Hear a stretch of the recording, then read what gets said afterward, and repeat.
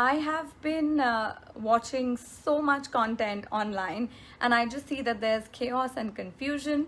Even my journey started in a similar way, I think back in March. Hi Shailendra, and we were just debating what to do, when to start practice back, how bad is this going to be, and we started by making simple videos for IDA.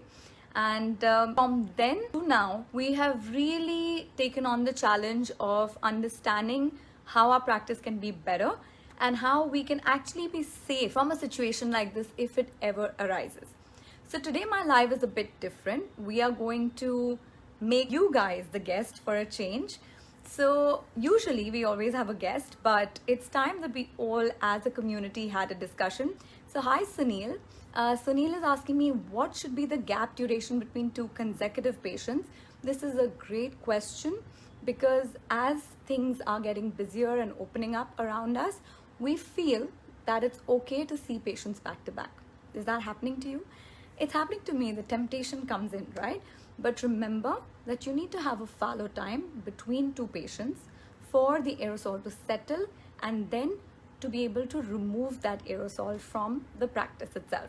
So depending on what you're using, if it's an exhaust fan and windows, then maybe 60 minutes is what you need.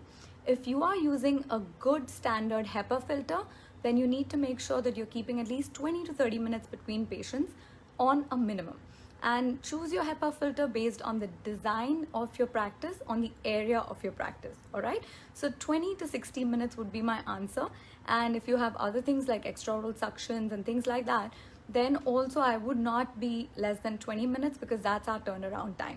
So the questions are varied. They might be about your own safety, they might be about your patient's safety.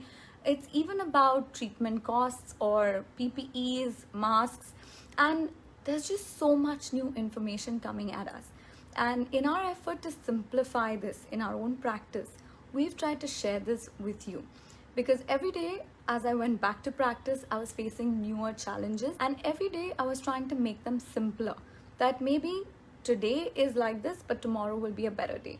So in that process, we created checklists in our practice so that our staff is really clear about what they're going to do on an everyday basis with our patients, as well as back end on our sterilization protocol. And what we kept noticing was that there are really 8 broad categories where we are facing these questions. One is all about the pandemic. So if you saw our live on testing, you must have seen how many questions we have about which tests to do. Is the antibody testing accurate? Should we do antigen testing? So there's so much confusion regarding the pandemic itself, right? Then of course there are questions about our own protection. We had questions for your protection. Then we had questions about personnel. How do I teach all this to my staff? And also, what do I do with all these new infection control protocols? Should I be buying new equipment or not? So 4, 5 to 8 categories really sums up the whole thing. And in trying to simplify this, we really created it into simple 8 chapters in a manual in our practice. So now our practice is very clear about how they're going to deal with patients, what the personnel does, what kind of procedures we perform, and coincidentally everything comes with a P. So I'm going to tell you more about this a bit later. Another question, which is that what should be the best air purifier to buy? Now, great question, and I have been answering this on various webinars. There are really 3 things that will help you decide which air purifier works best for you. It should be the filter. That's the first thing that you will decide, or the efficiency of your filter, which could be a true HEPA or a HEPA 13-14. Now, true HEPA is a bit below what we want. A HEPA 13 or 14 is what you want to buy. The other thing that you need to look in your instructions manual of the purifier that you're going to buy is ACH. You should be aiming to get air change per hour, ACH, at least 6 to 12. 12 is better always. And you are going to look at the CADR value, which is basically based on the area of your practice. So if you have, let's say, 150 square foot practice, then 2/3 of the CADR value is what you should be buying. The CADR value should be about 220. That's how it'll cover about a 150 square foot. So do the maths, your CADR, you will get a filtration capacity of about 2/3 only. And I have this very special collection of knowledge and information, which I really hope you guys can get your hands on. We haven't officially launched this just yet, but we will be doing that over the next couple of days, and I want you all to stay tuned to keep watching on how things have really been put together in terms of resources, so that even if we don't meet like this, you still have access to all of this information at the click of a button or with a book in your hands. So this is also going to be available to you in an ebook format. So I'm looking forward to sharing this with you, because all of you have these questions and it's time we sort of put an end to the confusion. This is really a compilation from various dentists across the country, and I do hope that it'll help all of you clear your confusion. So Diksha, how do we get back to our practice? And some patients are not willing to complete their pending treatment.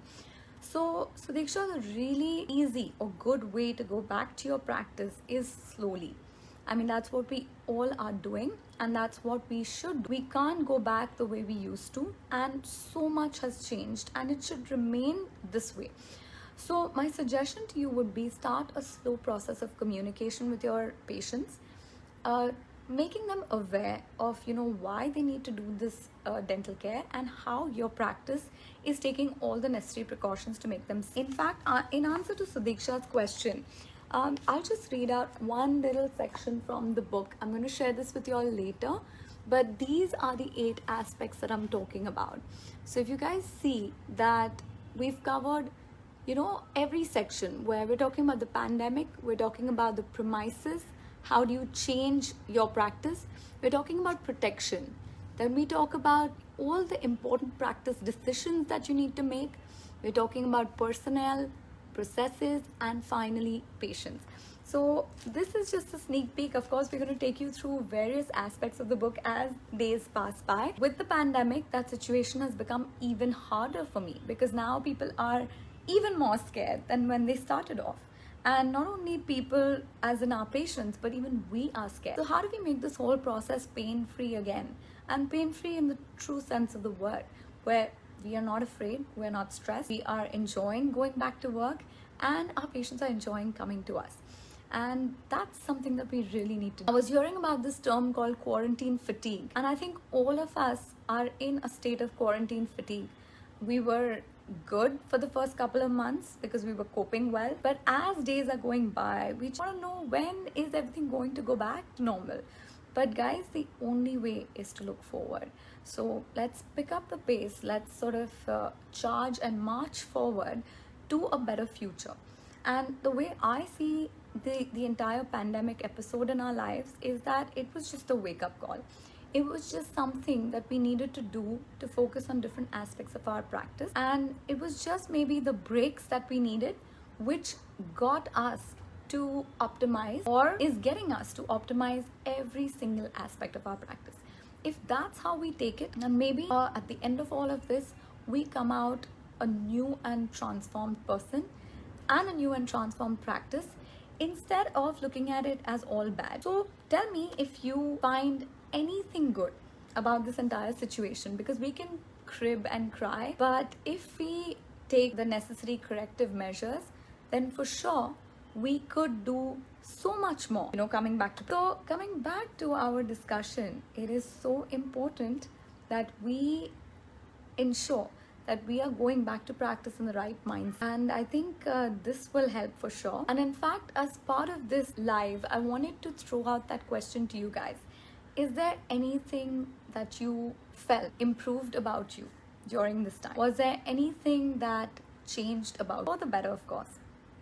And it's an exciting contest that we're running, where I want you guys to tell me. I know there are like a lot of things to crib about, but there's this one thing, or maybe something that happened to you which is your story, and that'll motivate others as well. So do write to me, either DM or in your comments, and let's see if the most motivational story actually gets featured on all my pages. That's a promise.